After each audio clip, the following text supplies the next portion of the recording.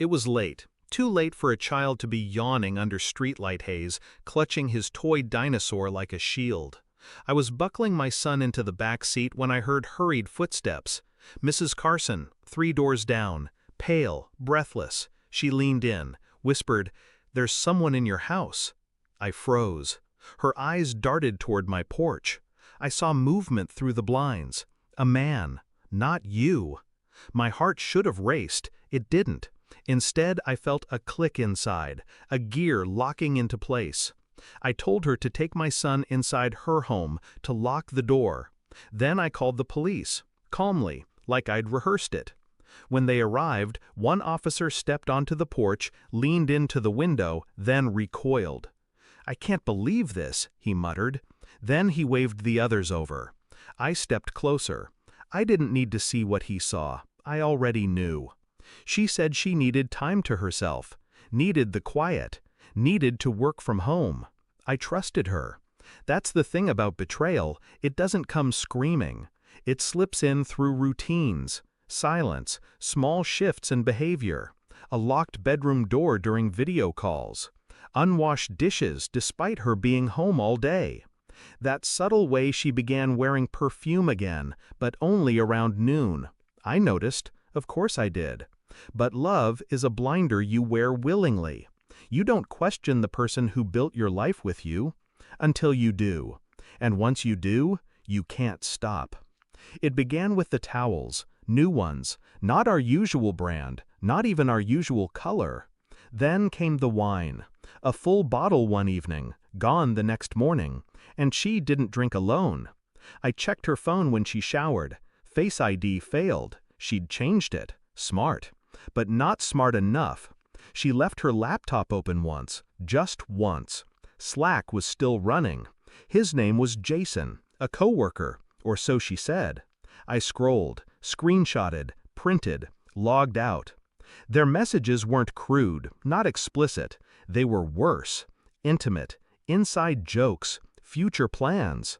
"The bed still smells like you." I said nothing. I cooked dinner that night, poured her favorite wine. She smiled across the table, said, "Thank you for being so good to me." And I smiled back, because now I had everything I needed. The police let me peek through the window. She was there, in our bed, half naked, laughing. Jason beside her, shirtless, comfortable, at home, my home, the home I paid for, cleaned, protected. He leaned in and kissed her shoulder. She laughed again. I stepped back. Not a sound. My jaw clenched, but my face remained still. The officer asked, "Do you want us to go in?" I shook my head. "No, let me." And I walked to the door with the same calm I used to tuck my son in every night. The door creaked open. She looked up, froze. He scrambled, covered himself with the blanket like a coward. She said my name, a whisper, like that would fix something. I held up the folder. Inside, the printed messages, a thumb drive with voice recordings, copies of receipts from hotels billed under her name during doctor's appointments. She didn't touch it. Jason stood up. "Look, man." I cut him off with a glance. Not rage, pity.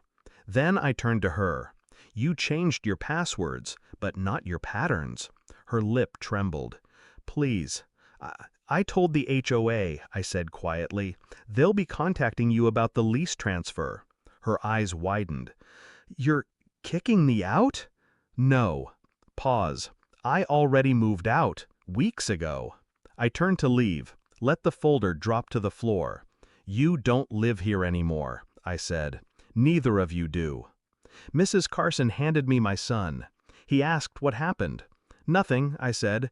"Just had to say goodbye to something broken." He nodded, too young to understand. We drove, past the house, past the history, towards something cleaner. I didn't cry, didn't rage. I just drove, quiet, resolved. She thought secrets made her powerful, that silence made her safe. But secrets rot from the inside, and silence, that's where I do my best thinking. She left her soul in that house.